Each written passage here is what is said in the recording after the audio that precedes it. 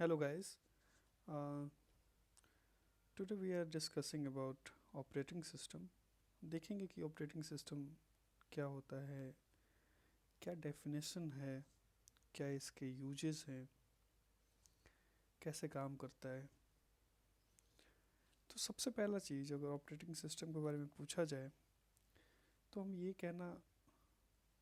Normally ये कहना पसंद करेंगे कि ये एक इंटरफेस है। इंटरफेस है बिटवीन यूजर एंड प्रोग्रामर। इसका मतलब क्या हुआ? इसका मतलब ये है कि ये किसी प्रोग्रामर या कोई व्यक्ति जो उस कंप्यूटर को चला रहा है, जो उस मशीन को चला रहा है, और वो मशीन उसके बीच की एक कड़ी है।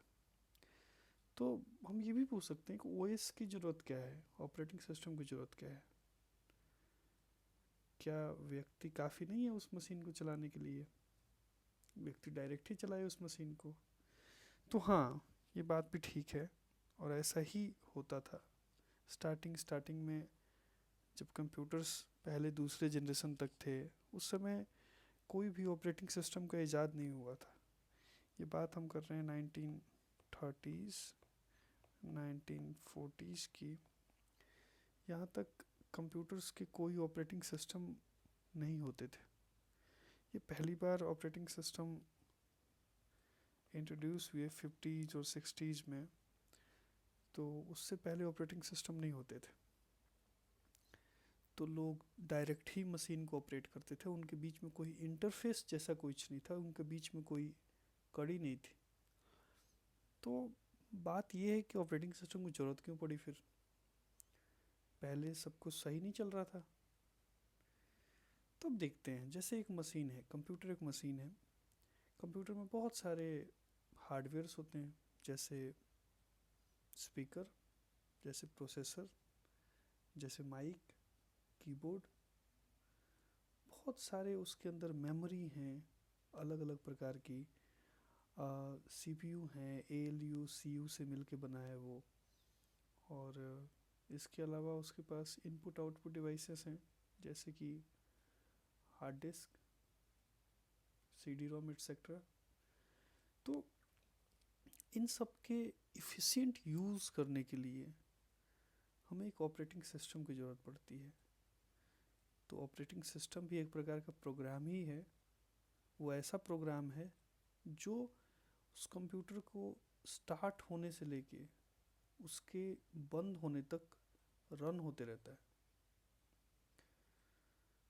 तो हमने देखा कि ओएस कैसे एक इंटरफेस है बिटवीन एक प्रोग्रामर या एक आम व्यक्ति जो उस कंप्यूटर को चला रहा है, और कंप्यूटर जो कि एक मशीन है, उसके बीच का।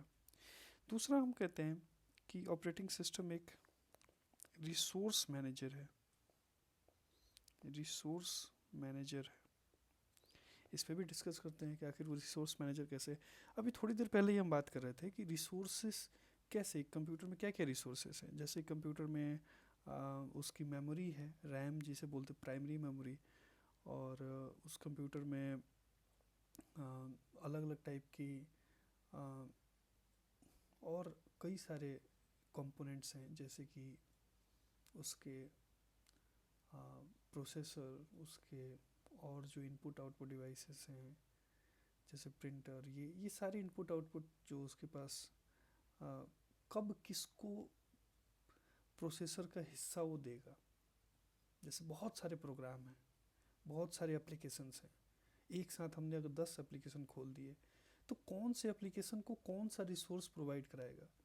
जैसे एक ही टाइम पे अगर मैंने यूट्यूब भी चला दिया, यूट्यूब को भी ज़रूरत है स्पीकर की, उसकी आवाज़ बाहर आएगी। एक ही उसी टाइम पे एक वीएलसी मीडिया प्लेयर में एक मूवी भी चला दी। तो अब कंप्यूटर इन दोनों को कैसे बांटेगा रिसोर्सेस को? भाई दोनों को स्पीकर चाहिए, दोनों को रैम चाहिए, किसको कितना दे। किसको कब कब दे। तो रिसोर्सेस का बंटवारा कैसे करें, तो ओएस का दूसरा काम क्या है, वो रिसोर्सेस का बंटवारा करता है, उसको मैनेज करता है, कब देना है, किसको देना है, इसका ध्यान रखता है। तो दूसरा पॉइंट हमने समझा कि रिसोर्सेस का मैनेजर कैसे है वो। तीसरी बात है कि प्रोग्राम्स को वो कंट्रोल करता है, कंट्रोल प्रोग्राम्स। प्रोग्राम को कंट्रोल कैसे करता है, अब कोई भी हर प्रोग्राम, कोई भी प्रोग्राम, जैसे कि कोई यूजर एप्लीकेशन है जैसे क्रोम, या फिर कोई गेम है या कोई और प्रोग्राम है, ये सारे प्रोग्राम कहाँ चलते हैं, ये किसी ऑपरेटिंग सिस्टम में ही चलते हैं। तो ये उसको बांटता है, ये उसको कंट्रोल करता है कि कौन सा प्रोग्राम कब चलेगा, कब उसको सीपीयू का एक्सेस मिलेगा, रैम का एक्सेस मिलेगा या नहीं मिलेगा, ये वो डिसाइड करता है ओएस। और इसके अलावा सबसे मेन चीज़ कि ये, इसके बारे में कहा जाता है कि it acts as a government, ये एक गवर्नमेंट की तरह बिहेव करता है। गवर्नमेंट क्या करती है, गवर्नमेंट हमें रिसोर्सेज प्रोवाइड कराती है, गवर्नमेंट हमें हमारे आ, जो भी हमें फैसिलिटीज़ हैं वो प्रोवाइड करा देती हैं, रूल्स बना देती हैं, उसके अकॉर्डिंग हम अपना काम करते रहते हैं। तो ये भी उस तरीके की चीज़ें करता है। आपको कंप्यूटर से जो भी चीज़ें इस्तेमाल करना है आप करिए, आपको ये रिसोर्सेस का मैनेजमेंट और टाइम का और एट्सेट्रा हर चीज़ को आपको ये प्रोवाइड कराता है, फैसिलिटीज़ प्रोवाइड कराता है। तो ओएस के बारे में हमने थोड़ी बहुत चीज़ें सीख ली, और वो बेसिक्स हैं जो हमने समझा अभी। अब सेकंड चीज़ पढ़ेंगे इसके बाद, वॉन न्यूमन आर्किटेक्चर, या कहें कि एक सिंपल प्रोग्राम कैसे मेमोरी में जाता है, कैसे वहाँ से प्रोसेसर के पास जाता है, कैसे एग्जीक्यूट होता है, उसकी एक बेसिक एक स्कीमेटिक डायग्राम पढ़ेंगे।